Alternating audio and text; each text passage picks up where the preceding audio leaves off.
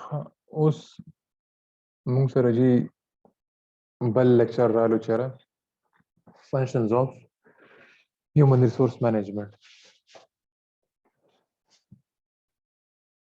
دا ستاسو لیکچر نمبر I don't know exactly lecture number خو لکه چې دې کې یو کلاس په خال مې شوم او لیکچر نمبر 3 او 4 راځه په خال موږ په 2 پارټس کې اغشته اوس functions of HRM اولنی موږ سره راغلو ګوره په دې کې موږ سره دا functions دي human resource planning, acquisition of human resources, utilization of human resources, development of human resources, maintenance of HR, control of HR, harmonious employer-employee relationships, or attainment of organizational objectives. उस human resource planning को मुंगा तो उसे discuss कुछ यारा human resource planning मुंगा से तवायु again ज़बता उसे दा खबरों कम चेरा human resource planning یو کنټینیوس پروسس دی چې هغه د مخکې سوچ کوي چې یاره مونږ به یو ارګنایزیشنل ویلیوبل اسټ څنګه اچیو کوو صحیح شو هغه بیسیکلی د فټ ګوري د امپلوي او د جاب په منځ کې او بیسیکلی دا امپورټنٹ څه لپاره دی یا هیومن ریسورس پلانینګ بیسیکلی مونږ امپورټنٹ دی لپاره دا مونږ انیبل کوي څه لپاره انیبل کوي چې دا مونږ انیبل کوي چې یاره مونږه چې کوم فیوچر ډیمانډز دي او کرنٹ ډیمانډز دي د کې څه ډیفرنسز دي دا به څنګه اچیو کوو دا ډیمانډز به څنګه ختمو دې کې بیسیکلی سکلز به ډیولپ کیږي خلکو سکل څومره دي او به څنګه ډیولپ کوو چې کوم ارګنایزیشنز لپاره امپورټنٹ دي هغه ته ډیفرنٹ ورکینګ انوایرنمنت یا بیلنس اف سټاف یا بیلنس اف ورک لایف دا وته ورکړي کیږي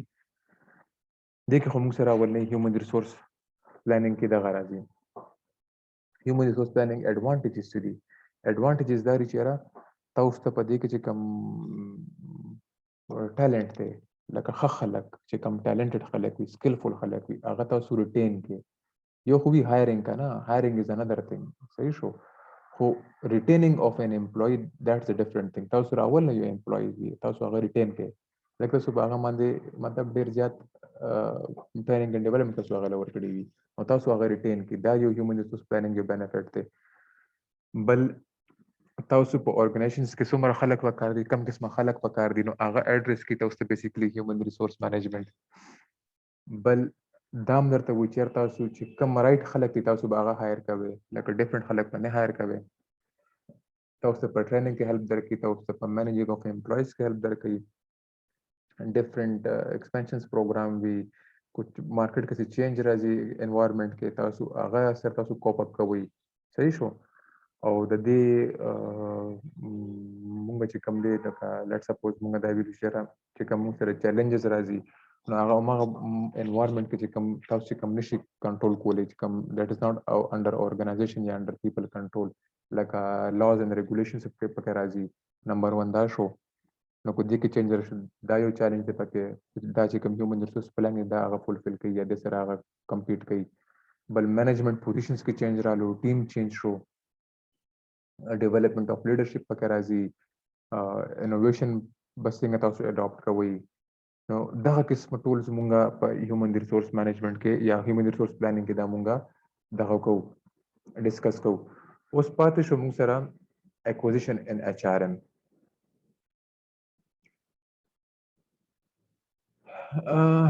فرست اف all مونږ به دا کتل غواړو چې را د ایچ آر ایم چې کوم تاسو خیال وکړئ کنه زمونږ چې کوم د ایچ آر ایم ګول دی هغه بیسیکلی د پروډکټیویټي میکسیمایز کول دی اورګنایزیشن صحیح شو چې د یو اورګنایزیشن پروډکټیویټي مونږ څنګه اورګنایز کوو چې هغه یو افیکټیولی کار کوي هغه افیشینټلی کار کوي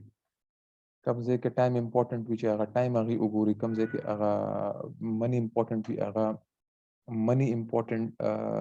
لکه فاینانس لحاظ ته سیوینګ کوي نو فاینانس لحاظ ته سیوینګ وکړي ټایم لحاظ ته سیوینګ کوي ټایم لحاظ ته سیوینګ وکړي خو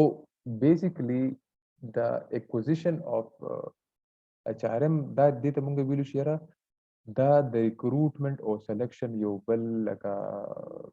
څنګه نوم ورته څه وایي تاسو ورته وایي چې دا د یو بل نیم دی یا بل پارټ دی ټیک شو دې کې بیسیکلی مونږه خلک هایر کوو صحیح شو خو لانګ ټرم پرسپیکټیو له څنګه ماته اوس لاست لیکچر کې ویلو چې یاره په دې کې مونږ چې کله ریکروټمنټ سلیکشن کوو مونږ سره دوه یو شارټ ټرم وي یو لانګ ټرم وي چې یو پروجیکټ بیس وي داسې لانګ ټرم نو لانګ ټرم لپاره بیا مونږه خلک اکوایر کوو هغه خلک چې کم مونږ له ښه کار کولی شي هغه خلک چې کم به زمونږه ډیفرنٹ پروجیکټس لپاره کار راځي هغه خلک چې کم به زمونږه پروډکټیویټي انکریز کوي او بیسیکلی هیومن ریسورس اکوزیشن یا اکوزیشن اف هیومن ریسورس دا څه ډیفاین کوي دا تاسو لپاره جاب انالیسس ډیفاین کوي چې دا جاب بګوي څنګه د جاب ډیزاین څه شی دی صحیح شو یا دې کې مونږ دا ویلی شو چې یاره هیومن ریسورس اکوزیشن چې کوم دی یا اکوزیشن اف هیومن ریسورس دا یو جاب انالیسس لپاره یو وایټل رول ادا کوي صحیح شو رول څنګه ادا کوي چې یار بیسیکلی تاسو ته ووایي چې یاره تاسو جاب کې دا کار دی دا کار به تاسو دغه شانتي کوئ دې تاسو ته پوره هر څه ایکسپلین کړي تاسو ته هغه سیګنیفیکنس ایکسپلین کړي دې تاسو ته هغه اپروچز ایکسپلین کړي چې کوم ډیفرنٹ جاب ډیزاین لپاره پکاريږي یا تاسو ورک لایف لپاره پکاريږي یا تاسو مثال په تور باندې امپلوي انوالومنت پکې څومره وي یا تاسو چې کوم دی دغه پکې مطلب اسونو مې I forgot the name اوس هغه نیم مې ځان نه وته اوس پر راته یاد شي راشي بس تاسو ته وایم ډیولپمنٹ اف ایچ ار ام تاسو به د ایچ ار ام څنګه ډیولپ کیږي مطلب ډیولپمنٹ اف ایچ ار ام چې را تاسو اور هیومن ریسورسز یا تاسو هغه پیپلز به څنګه ګروم کوي تاسو به د هغه کمپټنسي څنګه ډیولپ کوي دغه شانتي بیا دې کې تاسو چې کله اکوایرینګ وکړو نو تھرد نمبر راځي یوټیلایزیشن اف هیومن ریسورس بیا تاسو هغه څنګه یوټیلایز کوي هغه هیومن ریسورس نو اول یوټیلایزیشن چې کوم دی دا هم لکه ایچ ار یوټیلایزیشن دا یو فنکشن دی بیسیکلی په دې کې موږ دا وایو چې را employees productivity for higher performance and results in order order لپاره چې موږ سره productivity increase شي دا فنکشن چې کوم دی د دې مین کنسرن دی سره وی چې یاره تاسو یو امپلوي چې کوم دی هغه تاسو څنګه یوټیلایز کړئ چې تاسو هغه پروډکټیویټي دا غو انکریز شي چې دا غو پروډکټیویټي انکریز کیږي یا دا نو تاسو اورګنایزیشن پرفارمنس په انکریز کیږي او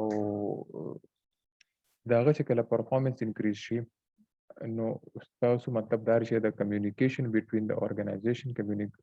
and employer communication between employees and employer یا communication between employees with his or her colleagues دا خده هغه حواله سره تاسو یو کمپنی چې کومه دا هغه سکسسفل کیږي